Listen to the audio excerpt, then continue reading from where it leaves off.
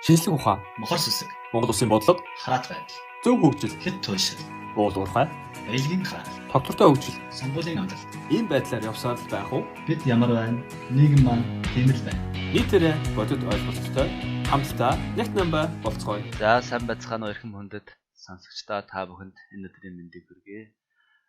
Бид хоёр өнөөдөр дроны талаар ярилцахаар уулзаад байна. Сайн байна уу хаа? Сайн уу ба? Өнөөдрийн ярих сэдэв маань дрон. Та бүхэн дроныг бол телевизээр баяр наадмын үеэр ч юм уу тиймэрхүү зүйлүүдэд харж байсан бах. Ингээд бүрнээсээ жижигхэн онгоц зураг аваад тэгээ бид нарт одоо цоошин одоо харагдах өнцгийг нээдэг тоног төхөөрөмж байгаа. Тэгэхээр энэ тоног төхөөрөмж маань бол ямар техникийн хувьд ямар учиртай зохион байгуул тэр одоо амьдрал дээр яаж өөрөөр хэрэглэж болох юм бэ гэдэг талаар бид ярилцаж та бүхэндээ өөрсдийн сурсан мэдсэн зүйл одоо уншсан зүйлүүдэд хаваалцахаар өнөөдөр энд ярилцж байна. За тэгээ өнөөдрийн зураг бол энэ талбайн хажууд зам дээр 3 том хар хайрцаг тэгээд нэг тийм 6 сенстэй нэг төхөөрөмжийг харуулж байна. За тэгэхээр энэ дээр бол тэр дрон буюу төхөөрөмж манданд улаанаар харагдаж байна. За тэрний хажууд түүний удирдлага за тэгээд нэмэлт одоо дэлгэц болон батарей хэрэгслүүдийг бол та бүхэн харж байна. Тэгэхээр энэ бол бүр мэрэгжлийн түвшинд хэрэгжилж байгаа дроны зураг байна. Тийм учраас ч гэсэн олон нэмэлт тоног төхөөрөмжтэй байгаа та бүхэн харж байгаа хаа. За тэгээд анхаа маань одоо та бүхэнд одоо дроны техникийн тодорхойл болон дрон гэж яг юу юм бэ? Яаж ангилт юм бэ? Ямар байдаг юм бэ гэдэг талаар бол илүү тодорхой мэдээлэл өгөх байхаа. За анхаа. Окей, за тэгээ ба. Ер нь дроныг одоо монголоор бол нисдэг бит гэх юм уу те? Тиймэрхүү техникийн тодорхойлох юм бол асын зайнаас удирддаг агаарын тийм тодорхой хөлөг нисдэг бит гэж хэлж болох юм л да. Бусад тоног төхөөрөмжийг ялгагдах онцлог нь гэх юм бол нисгэгчгүй. Тэгээд ер нь анхны хэрэглээ нь юу юм бэ гэдэг ингээд аваад ингээд сонирхоод үтсэн чи нэг тийм сайхан мэдээ бичлээсэн л да. Анх энэ дрон нь болохоор Америкаас гаралтай.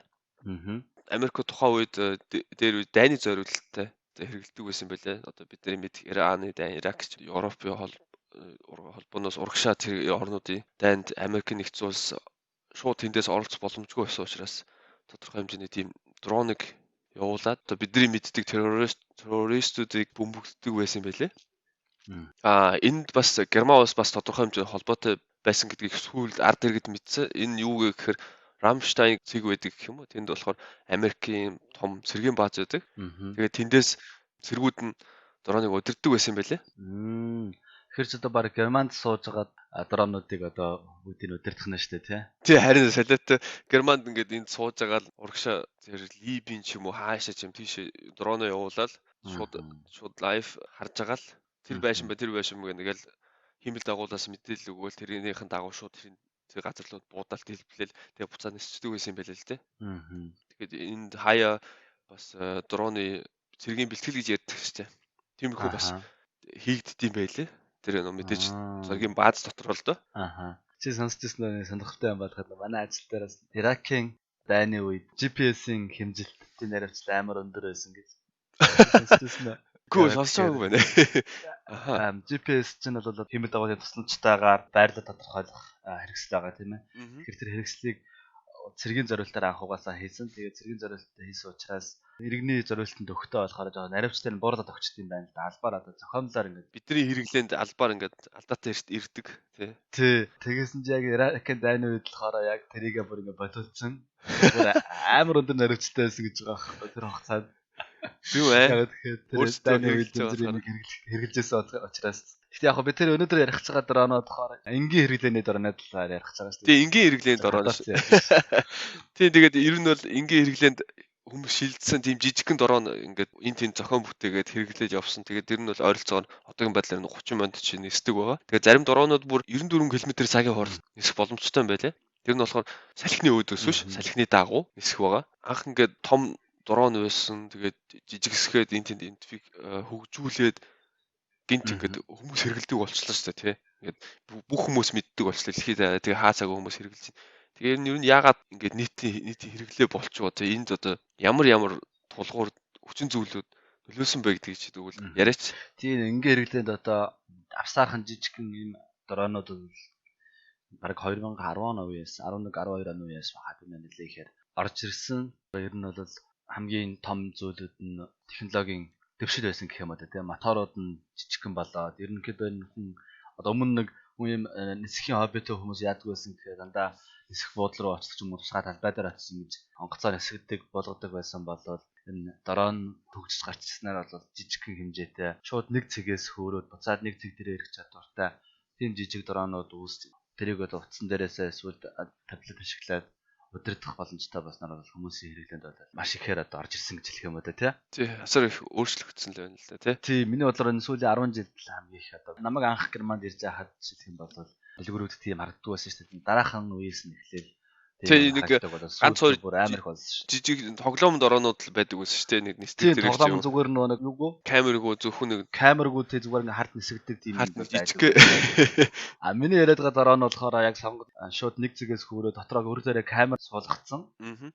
Тэгээд тэр камерын тусламжтайгаар шууд одоо ингээд утсан дээрээ ч юм уу таблетэн дээрээ дрон маань юу харж байгааг харах боломжтой. Тэрийг бол мэдээлэлээ буцаагаад утас руугаа дамжуулж яах гэсэн үг шүү дээ. Гол юм тэндээ байна. Тэгээд бас өмнөх үеийг бодох юм бол тодорхой хугацаанд одоо бараг зарим нь бол 30 минутын хугацаанд одоо агарч байх боломжтой байгаа шүү дээ. Тэгэхээр бол энэ бол бас нэлээд урт хугацаа. Мэдээж хэрэг яг бүр ингээд удаан хугацааны хэрэглээнд бол бага байх гэж үзэж байна.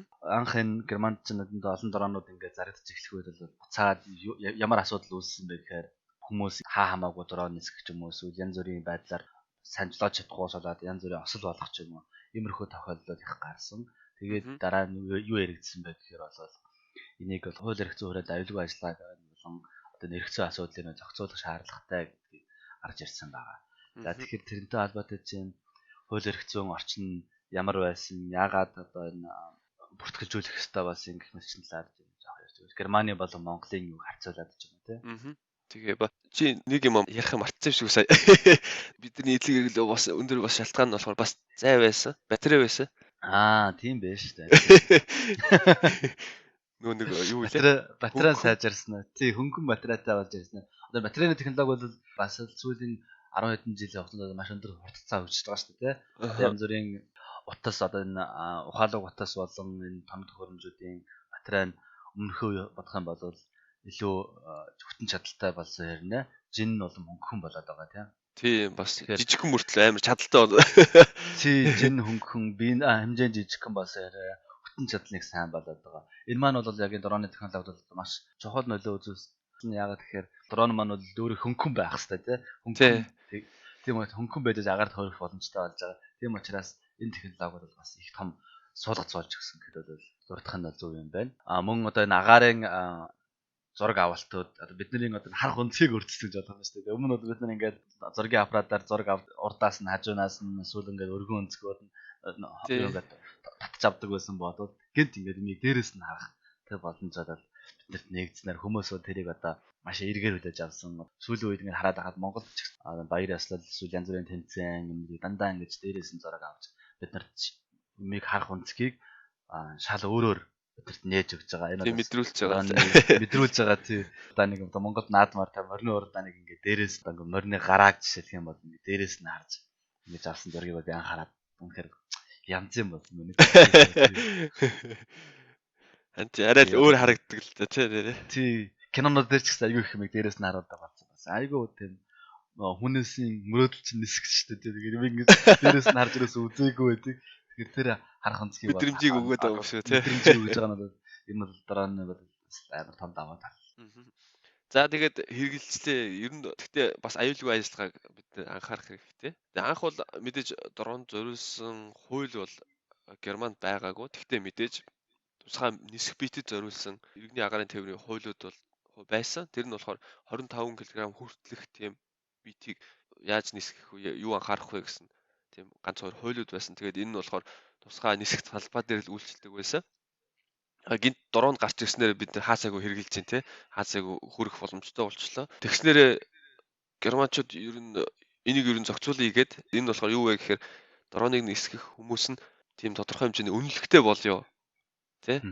Мэдээж хүн болгоныг биш дрон болгоныг биш хоёр килограммаас дээш хүнд биетийг нисгэх юм бол тухайн хүн тэр биетийг хөөрөх эрхтэй тийм үнэлгээтэй болъё гэж тусгай хууль гарсан байгаа. 2 кг юм уу? Тий 2 2 кг-аас дээш хүнд жинтэй дрооныг одоо нисгэх нисгэх юм юм бол бол үнэлэхтэй байх хэрэгтэй юм уу тий? тийм тухайн нисгэж байгаа хүн үнэлгээтэй байх хэрэгтэй. Байна л да.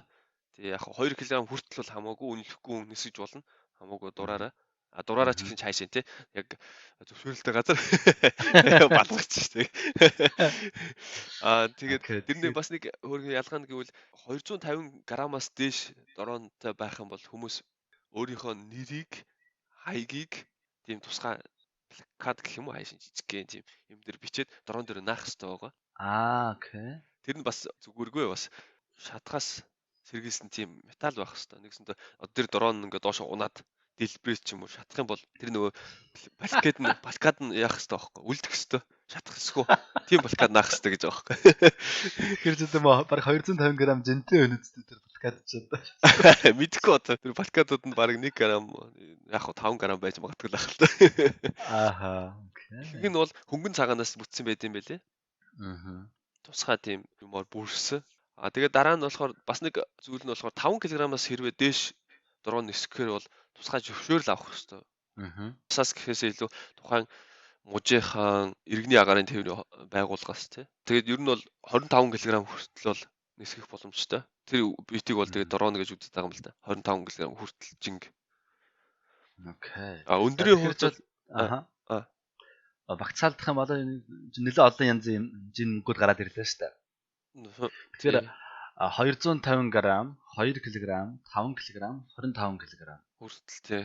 Тэгэхээр 25 кг хүртэл болохоор нийтэд нь бол дрон гэж нэрлэдэг юм байна тий. Нэг тусгай зөвшөөрөл аваад нисгэх боломжтой тий. Нисгэх боломжтой дрон. Окей.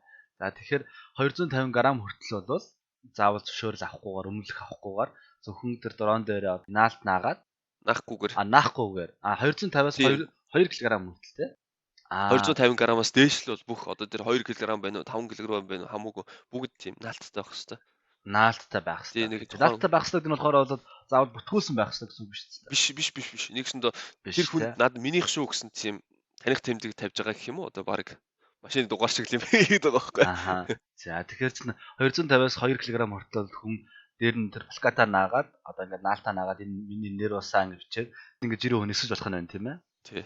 Тэгээд 2 кг-аас 5 кг хүртэл болохоор 2 кг-аас дээшээ болохоор заавал тусгай үнэлгээтэй байх хэрэгтэй. 5 кг-аас дээшээ болохоор үнэлгээтэй байсан ч гэсэн заавалчгүй тэр тусгай байгууллагаас зөвшөөрөл аваад одоо нисгэж гинэ гэсэн зөвшөөрөл авах хэрэгтэй гэсэн үг үү? Тий. Юм тусгай зөвшөөрөл аваасаа. Тэгээ энэ болохоор за. Чи одоо жишээлх юм дроны нисгэж байгаа шүү дээ. Нисгэж мэрэгжтэй. Нисгэж мэрэгжтэй хүн байгаа тий. Тэгэхээр чиний тэр нисгэжсэн дрон ч надад хэдэн килограмм жинтэй байсан баха?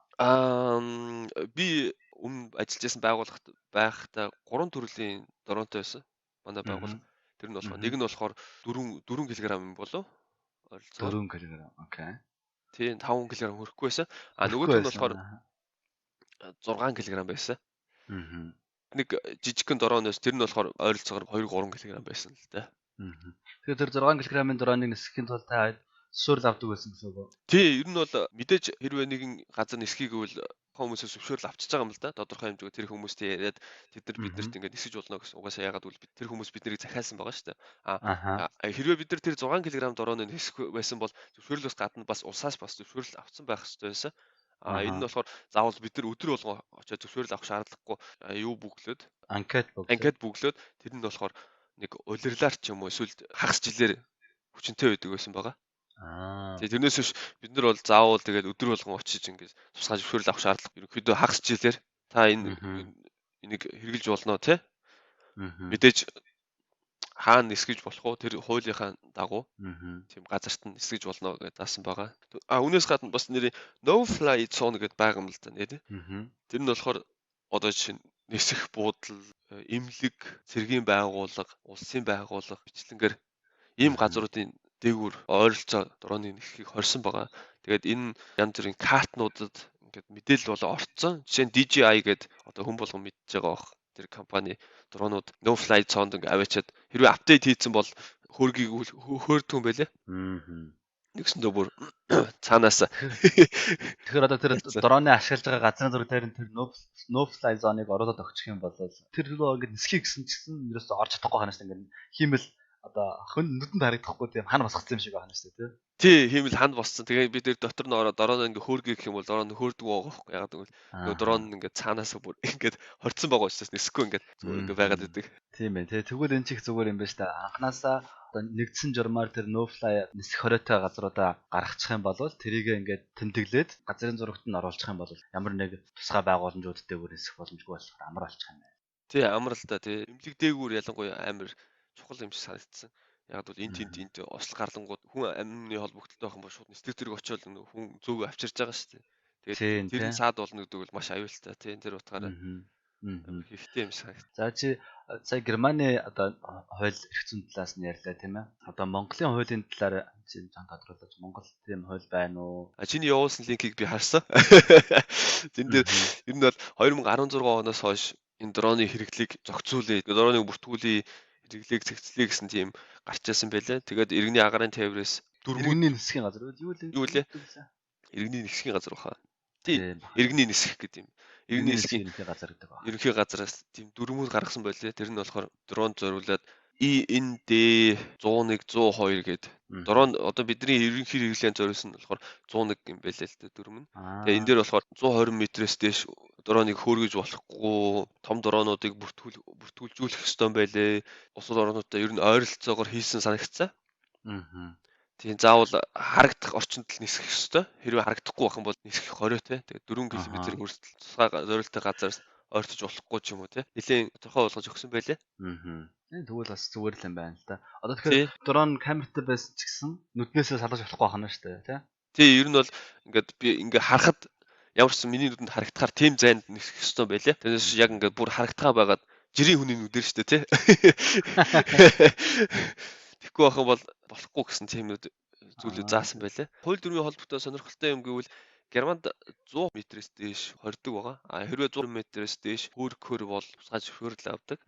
Тэгсэн чинь Австрид болохоор 150 м байсан баг шүү. 150 м аа. Тэгээ Монгол 120 гэж хэлээд мэдгүй ямар ч гарын орчноос болдог ч юм уу тий. Би сайн мэдэхгүй байна. Одоо чи дрон ашиглаад зураг аваад хийжсэн шүү дээ. Геодезийн зураг хийжсэн тий. Тийм байр зүүн зураг хийжсэн тий. Байр зүүн зураг хийжсэн тий. Тэгэхэд хэдэн метр ер нь ойролцоогоор нисгдэг байсан? Ер нь бол 100 м-ээс авдаг. Тийм 100 м-ээс хэрэглэнээс хамаараад зарим хэсгийг жоохон бүр өндөр наривчлалтай тийм чанартай зураг авмаар байна гэсэн тохиолдолд бол ерөнхийдөө 80 70 ч юм уу тий доош ингээд нэмэлт зургууд бас авдаг байсан байгаа. Тэгээ энэ нэрээ тухайн үед үнэлэх хийх гэж яхад 3 өдөр л зарцуулсан юм байна. Тусгай сургалтанд. 3 өдрийн сургалт байсан гэсэн үг үү? Тийм 3 өдрийн сургалт байсан. Практиктайгаа бас давхар. Тэгээ өдөртөө наадхан хадгалаа жоохон яриад байгаа юм байна да.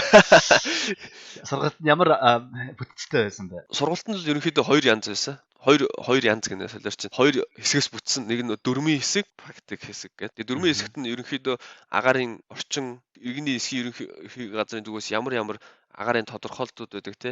D A B C D E 100 гэж байдаг. Хэдэн метрээс дээш болох юм бол C болох уу, хэдэн метрээс A болох уу, B болох уу ч юм уу те. Тэгээ тэрнээс хамаараад би ер нь бол хэдэн метрт хүртэл нисэх эрхтэй итгэхийн өндөр болчих юм бол онгоцны нисэх бүсэд очиж чинь саадуулж болохгүй гэх мэтлэнгээр агарын даралт ямар биетийг хэр их өндрөөс унгаах юм бол газарт ямар их хүчтэй ирэх үү ч юм те. Ерөнхийдөө тийм физик талаас бас ганц хоёр заасан. Ягаад гэвэл бид нэр тодорхой хэмжээгээр мэдэх хэрэгтэй байлээ л төсөөлж чадах чадвартай.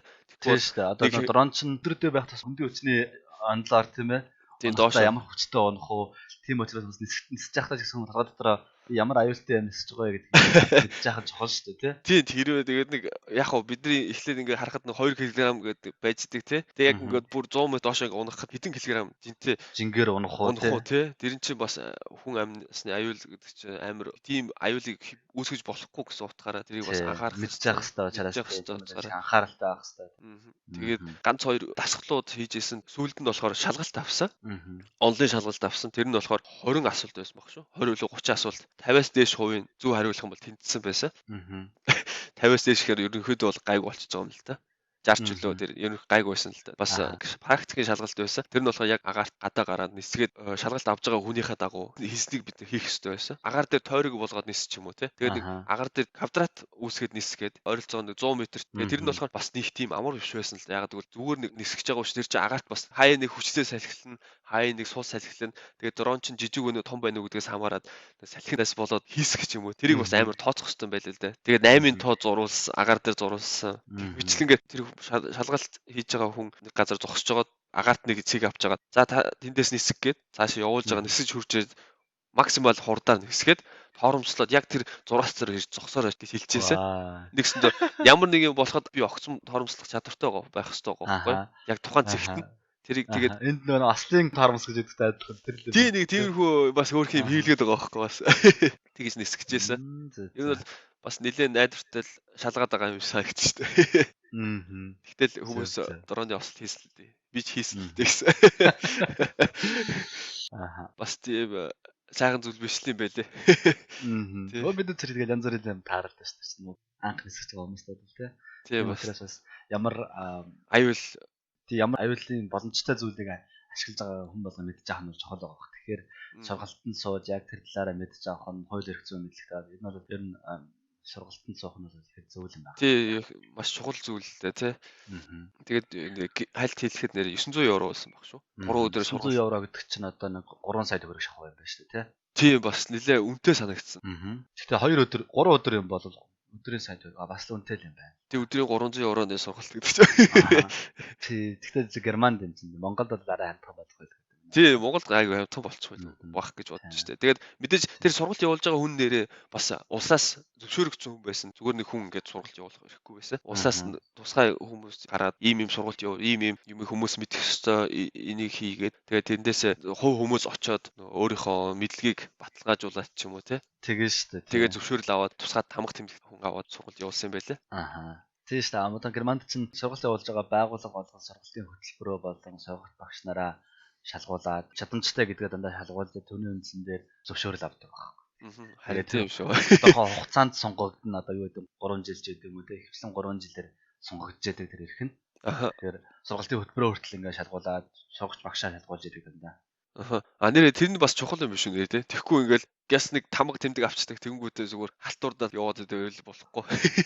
Тийм болохгүй шүү дээ те. Германы сургалтын байгууллагын зохион байгуулалт сайн өгдсөн байдаг. Ташрамд дуртахад гэдэг.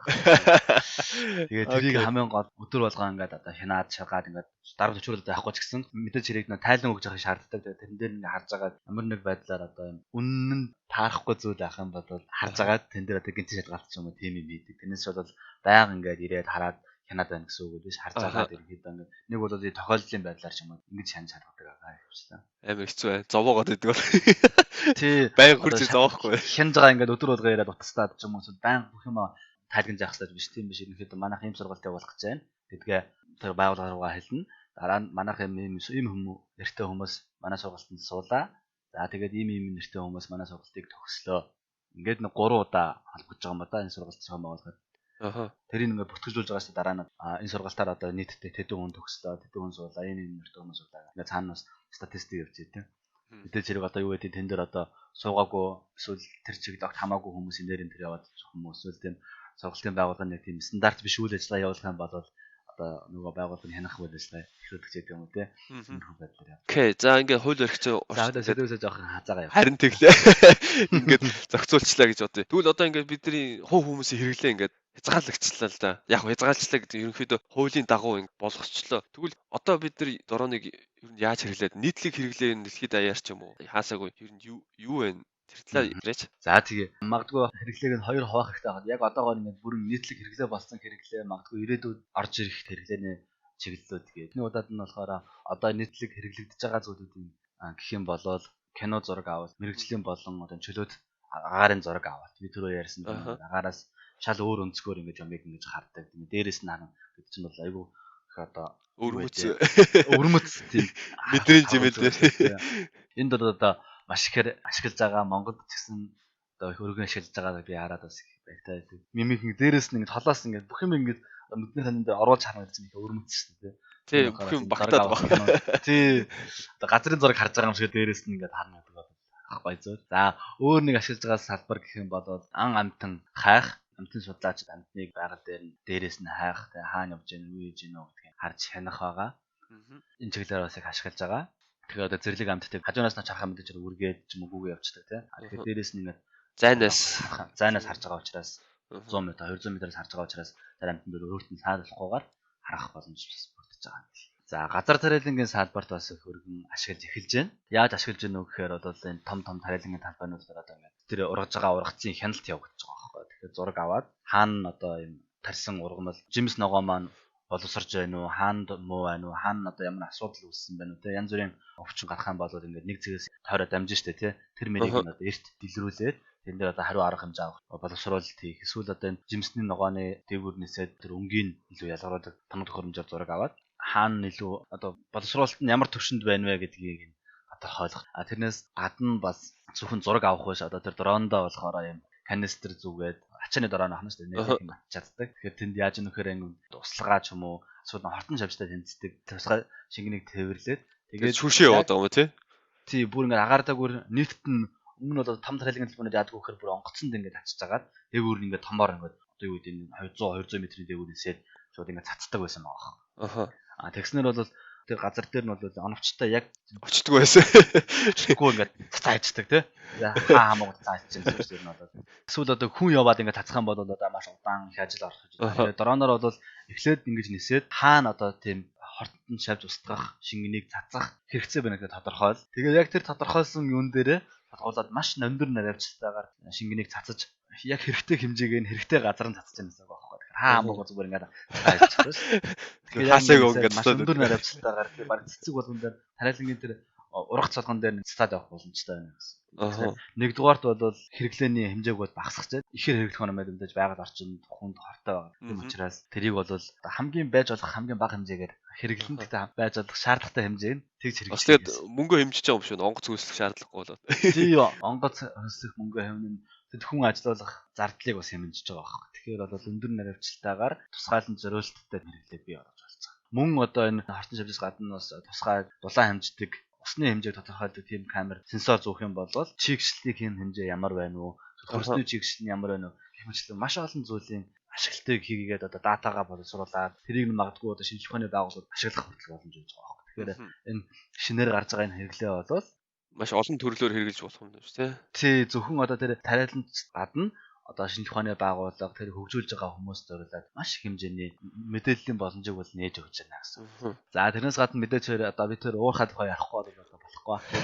Тийм учраас уурхад бол бас их хэмжээгээр хэрэгжилж байна. Барилгын салбарт хэрэгжилж байна. Байр зүйн салбарт хэрэгжилж. Одоо өмнө нь бол ингээд онгоцоор маш үнэтэй удаан хугацааны төвөгтэй үйл ажиллагаа байсан одоо дронес гээд маш хурдан хугацаанд жижиг хэмжээний зургийг боловсруулах боломжтой болж байна. За ил уурхайд бол уурхайн овоолгын мас тодорхойлох, зөвлөхөн тодорхойлох, эсвэл одоо уурхайн байр зүйн зураг гаргах, уурхайн дэвсгэр зураг гаргах гэх мэтчилсэн зүйлүүдийг бол одоо хэмжээгээр ашиглаж байна. Мэдээж хэрэг энэ бол хамгийн тэргүүний хэрэгцээ байгаа. Дараагийнх нь болохоор өдөр байсан те зөвхөн камер биш янз бүрийн сенсор зүйлсний тусламжтайгаар тэр өөр зориултын юмнуудыг гаргаж ирэх боломжтой гэж санаа байна. Тэгэхээр тэрийг бол одоо тэр бол явандаа орж ирэх ирээдүйд хэрэгжих салбарууд тад бол орох бах. Далд ороход яаж ашиглаад байна вэ? Танай сургууль дээр тийм төсөл явж байгаа юм байна шүү дээ. Явж байгаа. Тэр бол далд уурхайн хүн явах боломжгүй одоо юу гэдэг нь далд уурхад юм осол болгох юм эсвэл газар юу чулуун нураад ирсэн тохиолдол хүн явахад аюултай байгаа нөхцөл уурхайн аврах үйл ажиллагаа эсвэл тандах үйл ажиллагаа бол дрон ашиглан явуулж болох юм аа гэж. Тэгэхээр дрон маань бол мэдээж нэг нисдэг бит учраас ингээд юм хүмүүс мөрөгч штэ гэсэн чинь танаа тэр сургууль дээр хийж байгаа тэр дрон бол яаж ийн гэсэн чинь бөмбөлөг шиг юм дотор ингээд дрон хийсэн байгаа. Тийм бөмбөлөг юм дотор нээсээд байгаа байхгүй. Тий. Тэгэхээр ингээд гадуураа юм одоо монголоор бол арга гэж шүү дээ. Арга шиг юм хийцэн хана мөрөгсөн ч гэсэн баг мөргөөд ингээд тэмтрээд яваад байгаа байхгүй. Мөргөөд энэ ийшээ болох юм байна. Дааш ийшээ явал яаж болж гэнэ үү гэдэг тэмтрээд яваад байгаа байхгүй. Тийм дрон бүтээсэн. Тэгэхээр яг тэр осол болсон уурхайд ч юм уу тийм тандах үйл ажиллагаа эсвэл аврах үйл ажиллагааг явуулахад бол тэр газараа хүн ороход боломжтой байна уу? Тэн дотор янз бүрийн хэмжилт хийж байгаа шүү дээ. Тийм бол хортхийн агуулгыг хэмжих гэдэг юм уу? Тиймэрхүү байдлаар ашиглах. Өмнө нь бол яг робот ашиглах болно те. Зарим тохиолдолд бол робот ашиглах боломжгүй болсон уурхай байгаад байгаа шүү дээ. Газар нь яг явдаг хэсэг нь нурцсан учраас ч юм уу. Тийм газруудад болохоор дрон ашиглах тэр аврах үйл ажиллагаа, тандах үйл ажиллагаа явуулах боломжтой маа гэдэг юм явж байгаа юм байна. Тий 2020 онд энэ жил дуусч байгаа ах шүү. Тий судалгаа нь 2 3 жил үргэлжилсэн. Тийм одоо үр дүн гарах гэж байгаа гэсэн үг шүү дээ. Тий тэр нэг одоо шинжлэх ухааны тим тусгай конференц дээр л танилцуулах байх та бодвол. За тэгээд мэдээж харыг аврах хүн хайх одоо нэг манай онцгой байдлаар ой төөрсөн хүн ч юм уу эсвэл одоо нусанд живсэн хүн чинь хайх тохиолдолд бас энэ аврах үйл ажиллагааны дроныг хэмжээгээр ашиглах боломжтой магадгүй ашиглаж байгаа гэж бодож байна. Тий ялангуяа тэр нэг дулааны камерыг суулгаад хүнийг бол Тий одоо ой төөрсөн хүнийг бол одоо жишээлх юм бол ингээд шүн ингээд дроноор нисээд ч юм өдөрч байсан тийм ингээд нисээд шууд ингээд хаана юм халуун ялгаруулж байгаа зүйл байна гэдэг хайх боломжтой байна шүү дээ. тий тэгэхгүй бол одоо зүгээр явж хайх юм бол хэцүү үлгүүд өтер чинь. Тийм том ойд яаж болох вэ те. Аха. За тэгээд бас өөрөөс нөхцөлөхөр барилга байгуулах жоохон бол ашиглаад эхэлсэн байгаа. Бат хөгжүүлэлтийн ч юм уу те яадгүй хэ ингээд барьсан барилга дээгүүр ингээд нисээд зургийг аваад өмнө ингээд план зураг зурдаг байсан бол одоо тэгэхээр байцээрээс ингээд зураг аваад 3D тий 3D-гээр ингээд хараад авах боломжтой болсон. Яг өөр нэг сонирхолтой хэрэглээ нь юу вэ гэхээр одоо дроны спорт гэж гараад ирлээ шүү дээ бүр. харин нэр нэг тийм яваал байлээ бас. Тий тэр хүмүүс ингээд ян VR шилгээд те тэрний яадгүй хэр ингээд яг ингээд дроныхаа харж байгаа юм нүдэндээ харж байгаа гэсэн үг шүү дээ. Өөрөө дрон дээр явж байгаа юм шиг. Тэгээд ийм янз бүрийн байдлаар уралддаг тийм ээ саад тойрдог ч үгүй юм уу дэше доошоо ингээд ямар орж гардаг. Даалгавар биелүүлдэг ийм спорт хүртэл бий болсон. Тэгэхээр одоо тэр бол үнэхээр гоё ахаа. Яг өөрөө нисэж байгаа юм шиг. харин өөрөө нисэж байгаа шиг мэдэр дөрнөсөн шүү дээ надад. Тий. Окей. За одоогийн хэрэгжилж байгаа байдлууд ерөнхийдөө ийм байна. Чи магадгүй ирээдүйн хэрэглээний талаар юм уу эсвэл одоо ямар боломжууд байна хэрэглэх ямар боломжууд байгаа талаар яриач гэнэ. Ер нь ирээдүйн хэрэглээ гэх юм бол одооны хэрэглээ бол ихэнхдээ явдгаар явах л ахтын зураг авалт ч юм уу тий хоббигоороо ч өнөө мэрэгжлийн ч өнөө түүнээс гадна бас ямар нэгэн бүтээгдэхүүний хүргэлт буюу шуудангийн хэрэглээг дороо бас орлох боломжтой болж байна л да. Жишээ нь чиний дээр нэг ярьжсэнээр сонин тээвэрлэх ч юм уу тий зөвхөн нэг жижигхэн тосгонд нэг хитгэн айлд сонин аваачих бол тэр нь зориулж тусгай машинтай хүмүүс очиж ингээд сонин тараах шаардлагагүй зүгээр дороо нисгээл нөгөө дороо нь хитэн сонингийн үүдэнд нь шидчээд тэгээ буцаад нисчдэг. Тий. Аха. Тэрнээс гадна Amazon бас өөрсдийнхөө бүтээгдэхүүнийг дроноор хүргэж өгөө гэсэн судалгаа хийгээд байгаа юм байлаа. Бас тусгай дрон хөгжүүлээд тэгээд туршиж байгаа байлаа. Тэгээ бас газар тариалангийн салбарт бүр илүү нарийнч бичлэлтэй тусгай төрөл бүрийн камер суулгаад тэгээд тэр камер зураг боловсруулах төрөл бүрийн програм бичээд ургацынхаа чанарыг сайжруулах төрөл бүрийн арга хэмжээ авах боломжтой болж байна л да. Түүнээс гадна бас ер нь хүн болгон сонссон баг Лондонд нисдэг такси хийх гэж байгаа нийтийн хэрэглээнд оруулах гэж байгааг яриадсан. Тухайн үед болохоор 2020 он гэхэд онгоцны буудлаас хотын төв хүртэл шууд маш хурдан хугацаанд хүн хүргэж өгнө мөгнө гэд яриадсан. Одоо тэгээ яг хэрэгжсэн эсэхийг сайн мэдэхгүй. Ер нь хэрэгжээд эхэллээ гэж ярьсангүй л дээ. Тийм баг шүү. Тэгэхээр би нэг сүүл сонсноор Германы нэг компани бас Сингапурт дрон такси туршсан марсан гэж би сонсч байсан шүү. Эсвэл турших гэж байгаа ч гэдэг нэг тийм сонссон шүү. Сингапурт Азад гайгүй хурдан явчих байх л та тэгсэн. Тийм Герман ч өөрсдөө амар их олон дүрмтэй болохоор нөгөө янз бүрийн хууль зүйн гадаас олон ийм шинэ юм хийж байгаа компаниуд дандаа гадаадад эхлээд гардаг байгаа тийм. Тэгэхээр тэнд нэг орчин их сайн байна гэсэн үг шүү дээ надад бас тийм. Бас түүнээс гадна уул уурхайн төрөл бүрийн үйл ажиллагааны ерөнхийдөө илүү уурхайн үндсэн багжуудын нэг болох байх гэж бодож байна. Одоо ер нь болцсон байгаа гэх юм уу? Би нөгөө диплом ажиллаа бичиж хахад дроныг ашиглаж бичижсэн бол тухайн үед уурхайн маань нэг дронтой байсан бол сүүлд харсан чинь 3 дронтой болцсон байлээ. Тэгээд 3 төрлийн дронтой болцсон байсан. Аха. Уурхаанууд үндсэн багцнуудын одоо нэг болох нь шүү дээ. Харин тийм байлээ. Төрөл бүрийн дороонод авцсан байлаа. Энгийн хэрэглээ болчихж шүү. Бараг болцсон байх шүү. Түүнээс гадна эм тариаг хөргөж өгөхтэй төргөн тусламжийн үйлчлэгийг бас дрон гүйцэтгэх боломжтой болж байна. Тэгээд уул уурхай гэхээс гадна бас байгаль орчны байгууллагууд дроныг хэрэглэх боломжтой болов. Хяналт, ажиглалт гэх юм уу? Ялангуяа энэ кадастр улсын байгууллага нь тусгай онгоцоор нисдэг байгаа. Тэгээд зураг аваад тэгээд тэндээс харж агаад ажиглаад хаана ямар объектууд бий болсон байж юм уу те. Тэгээд харж агаад мэдээлдэг юм байлээ. Тэгээд шууд нөгөө тийм хяналт хийдэг. Нэгсэндээ усаас зөвшөөрлгүйгээр байшин барих ирэхгүй байгаа байхгүй. Тэгээд ус нь өөрөө шалгаж идэг. Аха. Тэгэхээр одоо жишээлх юм ингэж хэлж явах юм шүү дээ. Одоо барилгын компаниуд яг өөрсдийнхөө одоо зөвшөөрөл авсан талбай дээр барилга барьж гэнэ үү? Эсвэл одоо хажууд нь байгаа мод эсвэл янз бүрийн юмд одоо сөрөг нөлөө үзүүлж гэнэ үү гэдгийг бол хянах нь шүү дээ. Заавал очиж үзэх шаардлагагүйгээр агаараас нисээд зураг аваад тэрийг боловсруулалт хийгээд хянчих нь шүү дээ надад. Харин тий миний өмнө ажиллажсэн байгууллага нь болохоор бас кадастрын хэмжилтийг хариуцдаг байсан байгаа. Нэг удаа тас зарын яамнаас бид нэр тэр газар очиод тэр нэг байшин хэмжээдэх гэж явуулсан байгаа. Яасан гэсэн чинь нөгөө катастр байгууллага нь аль дээр зураг авцсан байсан байгаа хөөхгүй. Онгоцоор зураг аваад тэр газар очиж гээд бид нарт захиалга өгөөд тэгээ тэрнийхээ дагаа очисон өөрсдөө шалгаагүй зүгээр зурагнаас харцсан. Тэгээ очисон чи яхаарахгүй нэг тийм юм барьсан байгаа хөөхгүй. Тэгээ тэрийг хэмжээд тухайн хүмүүс баг зэрэг уртай байсан л та. Та нар юу яах гээд байгаа юм ч юм уу те. Тэгээ яах вэ бид нар улсын даалгавар гүйцэтгэж байгаа очиод хэмжээд яг үнэхээр өөрийнхөө газар дээр тэр барилгыг барьсан байна уугүй юу гэдэг тийм хэмжээд тэр мэдээлэлээ цаашаа явуулсан. Яг бол тэр нь болохоор уулын ингэртэй ойролцоо байсан. Тэгээд тухайн кадастрын яам нь болохоор бүр нарийн тодорхойлох гээд шалгаж ирсэн. Тэгээд түүнээс гадна такси хэлбэрээр ер нь яванда хөгжих бах. Гэтэ мэдээж өнөө маргаашгүй хэрэглэхгүй байх та тий. Хэцүү байх л та. Тэр чинь бас окей.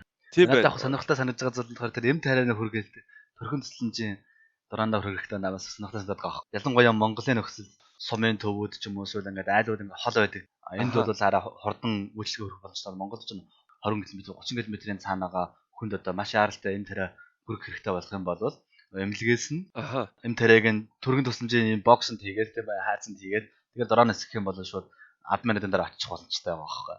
Тэгэхээр энэ Монголын нөхцөл яг уу уудам нутагтай цөөхөлөө амьдэрдэг гэдэг утгаараа тэгээд агаарын зай бол харьцангуй чөлөөтэй. Тийм учраас бол Монголд иймэрхүү хэрэглээг нь бол одоо ашиглах боломжтой байж байгаа. Тэгэх юм бол их хэмжээний зардал хэмнэн мөн цаг хугацаа хэмнэн тийм байна тий нэрээ. Ялангуяа дид бүтцэд бас нэг сайн хөгжиг болохоор машинтай очиж амар удаан шүү дээ тий. Тий одоо гар утсаар ингээл хүмүүс ингээд эм тариагаа захиалах юм бол шууд ингээл хүргээд өгчих юм бол машинаар явснаас маш их хэмжээний зардал хэмжиж байгаа байхгүй тий. Тийм ээ вау. Энийг нэр амар одоо ойрын хугацаанд хөгжүүл хэрэгтэй байна гэсэн. Тий эм тариа магадгүй өөр юмч байсан болоо шүү дээ. Хэрэгтэй юм байвал тий. Зархан жижиг юм байвал. Окей. За ингээд ер нь бол хоёлоо нилээ их дорооны хэрэглээг хууль эрх зүйн тухай ярьчлаа. Энэ бүхнийг дүгнээд дороо нь ер нь биднэрт хэрэгтэй юу, хэрэггүй юу, юу вэ? Тэр талаар чи нэг дүгнээд яриач. За нэлээ удаан ч ярьсан байна. Харин бол хэлний хэрэглээний талаар бол хэлний боломжийн талаар ярьлаа. Нийтдээ бол юу гэж хэлбэр нь гэхээр ялангуяа Монголд бол хариуцлагын тогтолцоог бий болгох маш олон хүмүүс дороо нь ашиглаж удаа тийм янз бүрийн тохиолдолд тийм ээ юу гэдэг хоорондоо мөргөлдөгч гэдэг юм уу эсвэл айлын байшин дээр ч юм уу юм дээр унди төрнгийг гэдэг. Осол аваар гарах тийм. Осол аваар гарах. Энэ тохиолдолд хэн хариуцлага хүлээх тодорхой байх хэрэгтэй байхгүй. Тэгэхгүй тэгэл үргэлж дандаа хоорондоо ингээд маргаалдаад шүүх болж ахаар ерөөсөө баш тодорхой тэр дороо нисгэж байгаа хүн бол одоо бүх хариуцлагыг хүлээнэ гэдэг юм уу тий. Тэгээд тэрийг ингээд даатгалцсан байх юм бол бас нь шууд ингээд эдийн засгийн асуудалд орохгүй байх нь шүү дээ. Тэгэхээр болчин тий. Тодорхой хэмжээний зөвшөөрөлтэй ингээд хамт эрх зүйн хувьд бол ингээд айгүй амар болчихж байгаа. Тэгэхээр бол энэ даатгалын асуудал, хариуцлагын асуудлыг шийдснээр бол шийдэх боломжтой байгаа. За тэгээд мэдээж хэрэг энэ дроноо бүртгэлжүүлэх хэрэгтэй байгаа. Тэгэхээр дрон хэрэглэж байгаа хүмүүс бүгдээрээ дроноо бүртгэлжүүлчих юм бол хин тодорхой биш байдал байхгүй болно гэсэн үг байхгүй. Тий, тэгэхээр бас энийг зөв зөвлөж боддог. За тэгээд Монголын хэмжээнд бүх газар нутгийнхаа хэмжээнд одоо no fly zone гэж түрүүний ярьснаар тэр онгоц нисэж болохгүй тэр бүсүүдийг гаргаад өгч хэрэгтэй. Дрон нисэж болохгүй. Тий, дрон нисэж болохгүй тэр бүсүүдийг гаргаад өгч хэрэгтэй байхгүй. Ямар өндөртэй, ямар тойрогт нисэж болохгүй байв. Тэрийг ингээд нэгдсэн газрын зовд оруулаад бүх тэр дрон оруулж ирдэг, эсвэл тэр дроны ашигладаг тэр газрын зургийг хөгжүүлдэг компаниуд руу явуулаад за энэ бол манай no fly zone-ууд байна. Энд бол ийм дрон нисэж болохгүй гэдэг юм болоод дараа нь ингээд танах манайх дээр өрнөсөн нисээгүй байл ингэж ах. Бүх асуудлыг шууд гарч ирэхээс өмнө шийдчихэж байгаа байхгүй. Тийм учраас их зүгээр гэж боддог. За мэдээж хэрэг ингээд хууль эрх зүйн асуудлыг шийдэх гэхээр манайхан жоо хоёр нь айгүй ингэж болохгүй тэгж болохгүйгээ хоригдчихдаг тийм ээ. Тэгснээр шин хэрэглээ гарч ирэх юм шин технологи шин инновацийн гарч ирэхэд одоо хориг тавьждаг баг. Миний санаа болохоор эсрэгээрээ хэрэглэж байгаа хүмүүст нь тодорхой юу болохгүй вэ, яаж болохгүй гэдгийг хэлж өгөх нь зөв. Гэхдээ бүх юм ингээд нийтэд нь хоригдчихно болохгүй гэсэн үг. Ийм зүйлийг болно, босдог болохгүй гэж хариулчих нь буруу байгаа баг. Тэрний хооронд та нар ингэж болохгүй нөгөө юмнууд нь нээлттэй байх хэрэгтэй. Тэгэхээр энэ болохоор хэрэглэг тэмцэн эрх зүйн орчин гэж айлж байгаа. Тэр нь одоо жишээ хэлэх юм бол юу вэ гэхээр одоо газар тариалан эрхэлж байгаа хүмүүс юм уу те тэд нэг ингээд өөрсдийнхөө шинэ технологи шинэ хэрэгцээнүүдийг ингээд технологийн компаниудтайгаа ярьж байгаа хүмүүстэйгээ ярьж байгаа гаргаж ирээд тэрийг хэрэгжүүлээд турш үзээд тийм ээ үнэхээр ийм болох юм байна гэх юм бол нөгөө танилтын байгууллага руу хандаа за манайхад ийм хэрэглээ нэвтрүүлэх гэж байна ингэж болох уу гэдгээ ингээд болгож юм те ийм байдлаар хэрэглээг дэмжсэн эрх зүйн орчныг бий болгох хэрэгтэй. За өнөөдрийн бидний ярьсан зүйлээс бол та бүхний мэдлэг түүхөө маань таны авч явах зүйл маань одоо мэдлэг маань бол дорооны тухай танилцсан. Дорооныг бол одоо зөвхөн агаарын зураг авахаас гадна өөр мэрэгжлийн төвшөнд олон салбарт хэрэгж болдог маш олон талын хэрэглээтэй зүйл юм аа гэдгийг бол ойлгож авлаа. За хоёр дахь чухал зүйл нь юм бол хэрэглээг хязгаарлахгүйгээр одоо эрх зүйн орчныг тодорхой болгож өгснөөр ирээдүйд олон дэвшилтэд шийдлүүд болон шинэ технологиуд давуу талууд үүсэх боломжтой гэдгийг бас мэдж авах нь чухал. За гурав дахь нь болохоор дроныг одоо нисгэн дроныг хэрэглэнэ гэдэг бол тийм ч одоо тоглоомын гэж ойлгож болохгүй нөө цаана нь бол хариуцлага байх хэрэгтэй. Ягаад тэгэхээр түрүү ярьсан тийм ээ хагийн ярьснаар одоо 2 кг жинтэй эмийг 100 метрийн дээрээс одоо ингэ чөлөөт уналт болох юм бол газрын гадаргуудаар ямар их хэмжээний хүчээр унах вэ гэдэг бол дронд байж байгаа тэр аюулын потенциалыг бол харуулж байгаа. Тийм учраас дрон нисгэн гэдэг нь бол тоглоом биш. Тийм учраас маш хариуцлагатайгаар дроныг бол хэрэглэх нь бол зөв юм аа гэж бодож байна. Аха. Түүнээс гадна биднэрт бас боломж байна л да. Дроныг ингээд зохион бүтээж байгаа хүмүүс зарим тохиолдолд бас нэг ганц хоёр алдаа байдаг ч юм уу те. Бид нар нэг зүгээр нэг битийг хилээд ингээд програмчлаад ингэж энэ синсээ эргүүлэх юм бол ингэж хөөрн бүх юм харамчлаа гэж бодоход яг ингээд гаргаад агаарт ингээд байгаль дээр ингээд нисэх гэж шал ондоо байдаг л да. Тэр нь болохоор салхи дараалт гэх мэтлэнгээр бүх төрлийн байгалийн хүчин зүйлүүд байна л да. Тэрний эсрэг яаж дрон өөрийгөө зохицуулах ёстой вэ те? Яаж хөдлөх ёстой, аль синсээ илүү эргүүлэх ёстой вэ гэдгийг хэрвээ ингээд сайн програмчлах юм бол эсвэл ялангуяа бас нөгөө салхинаас болоод ингээд агаард ингээд хөвчдөг байхгүй. Тэрийг нь яаж зохицуулах вэ гэдгийг GPS талаар яг хөө тэгэхээр Монголын одоо энэ салхи бол асуудал ч гэсэн нөгөө талдаа Монголын одоо тэр программистууд Монголын тэр хөгжүүлж байгаа хүмүүс том боломж байгаа. Хэрвээ бид нар энийг одоо зохицуулж чаддаг тийм гоё програм бичиж чадах юм бол буцаагаад баг гадаад руу гаргаж заах тийм хэмжээний боломж потенциал байж байгаа байхгүй. Тэгэхээр бол агаарын орон зай ихтэй гэдэг учраас бол дроны технологиг хөгжүүлэх хэрэглээг нь өргөн болгох магадгүй одоо өөр төрлийн салбаруудад хэрэгжилж өгснөөр гадаадад импортлох, экспортлох хэмжээний бүтээтгүнж болох боломжтой болох шүү дээ.